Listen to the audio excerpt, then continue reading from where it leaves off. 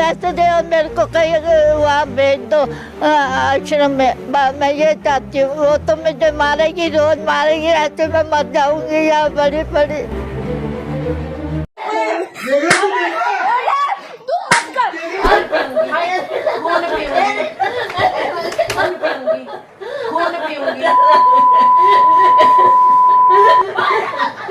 आजकल के बच्चे अपने माँ बाप के साथ ऐसा सलूक कर रहे हैं कि दुश्मन भी शर्म से सर झुका ले। जिन माँ बाप ने अपनी जवानी जलाकर अपने बच्चे के लिए रोशनी बनाया, आज वही माँ बाप अंधेरे में धकेल दिए जा रहे हैं। अपने घर की एक बुजुर्ग महिला को ई रिक्शा से लेकर आते हैं और बहुत आसानी से सड़क पर छोड़कर चले जाते हैं। और सोचिए, बुढ़ापा सबका आता है, बूढ़ा हर कोई होता है। आज आपके माँ बाप गिर रहे हैं, कल शायद आप खुद गिर पड़े। मेरा खिलाने वाला कोई नहीं। और कहीं आपके साथ भी ऐसा ही ना हो। इसलिए इस पूरी सच्चाई को समझने के लिए इस वीडियो को एंड तक जरूर देखिए। तो आज हम आपसे वो बात करने जा रहे हैं जिसे सुनकर आपका दिल कांप जाएगा, आपका रूह तक हिल जाएगा। बस आप निश्चिंत से बैठ जाइए और हमारे चैनल को सब्सक्राइब कर लीजिए, क्योंकि मैं इस चैनल को इसलिए चला रहा हूँ ताकि जो गलत हो रहा है उसके खिलाफ आवाज उठ सके, जो चुप है वो बोले और जो दबाया जा रहा है उसे इंसाफ मिले।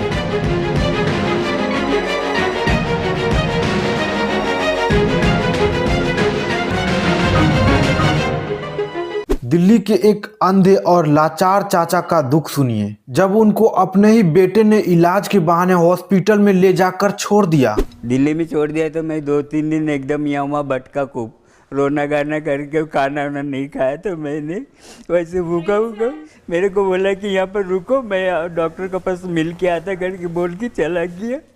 मेरे आया नहीं फिर मुड़ के। 1 मिनट के लिए आंखें बंद करो, सोचो आप 75 साल के हो, आपके पैर कांप रहे हो, आपके आंखों से धूप भी नहीं दिखाई दे रहा हो और आपके अपने बेटे का हाथ आपको घर के बाहर धक्का दे रहा हो, जो घर बनाने में आपने पूरा जिंदगी लगा दिया कि बाबा अब यहाँ जगह नहीं है, चलो वृद्धाश्रम चलते हैं। वो हाथ जिसे आपने 30 साल पहले अपने गोद में उठाया था, वो मुंह जिसे आपने अपना पेट काट कर अपने बच्चों को खिलाया था, वो जुबान जिसके लिए आपने रात रात तक सोया नहीं, उसके हल्ला गुल्ला और रोने से परेशान रहा, और आज वही जुबान बोल रहा है कि यहाँ आप बोझ बन गए हो, आप किसी काम के लायक नहीं हो। बच्चों ने निकाल दिया कि घर से बाहर हो जाओ, तो मैं बेकार हो गया कि मैं पहले इस चीज़ का मरीज हूँ, कमा नहीं सकता और क्या करूँगा।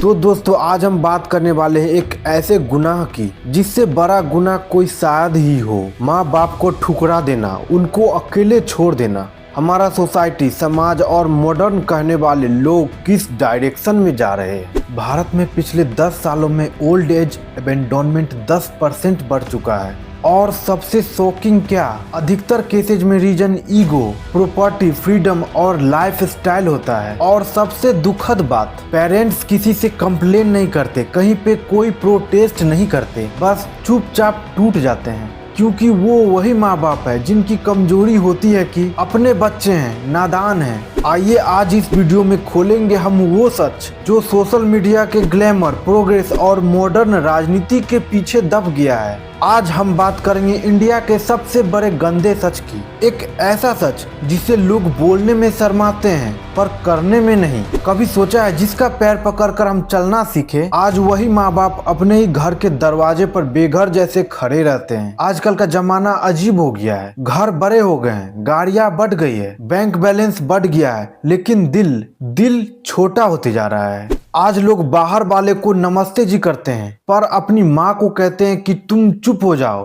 तुम हमें मत समझाओ। आज लोग गली के आदमी को चाय पिला देते हैं लेकिन अपने ही माँ बाप को वृद्धाश्रम में छोड़ देते हैं। जिन माँ बाप ने उंगली पकड़ के और उनके गीले बिस्तर में टाइम गुजारा और इस उम्र में आके उन्होंने हम जैसे बुजुर्गों को ओल्ड एज होम के लायक छोड़ दिया, ये ठीक नहीं है।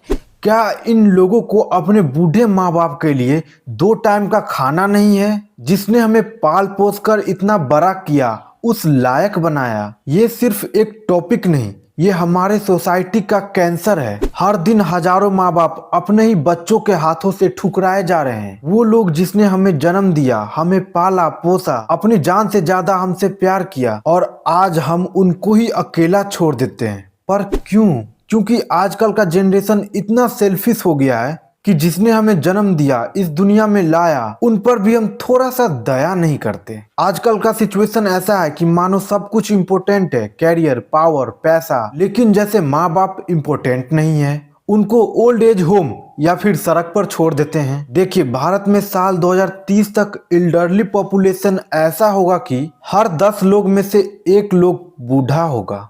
इंडिया का सैड रियलिटी ये है कि इंडिया के लोग मॉडर्न बनने के चक्कर में इज्जत, संस्कार, प्रतिष्ठा सब भूल गए हैं और अपने माँ बाप को सड़क पर छोड़ देते हैं। दोस्तों, जरा अब एक बार ये सोचो कि हमारे माँ बाप ने हमारे लिए क्या क्या किया। वो जो 9 महीना पेट में रख दर्द सहकर हमें जन्म दिया, ऐसा दर्द मानो कि 200 हड्डियों के टूटने के जैसा हो। अपना पेट काट कर हमें खाना खिलाया, जब बीमार पड़े तो रात रात भर जाग कर हमें सुलाया, स्कूल फीस के लिए जेवर तक बेच दिया, और आज हम उनको बड़े आसानी से बोल देते हैं कि आपने भले मेरे लिए किया ही क्या है। वही दूसरी ओर बाप सुबह से शाम तक काम करता रहा, खुद फटा चिटा कपड़ा पहनकर हमें अच्छा कपड़ा दिलवाया, साइकिल से स्कूल छोड़ देता, रात रात भर जाग कर ओवर टाइम काम करता ताकि हमारे बच्चों को कोई दिक्कत ना हो, और उनके बच्चे बड़े आसानी से कह देते कि भला आपने मेरे लिए किया ही क्या है। तो देखिए, माँ बाप इतने दयावान होते हैं कि अपने बच्चों के सारे गलतियों को माफ कर देते हैं।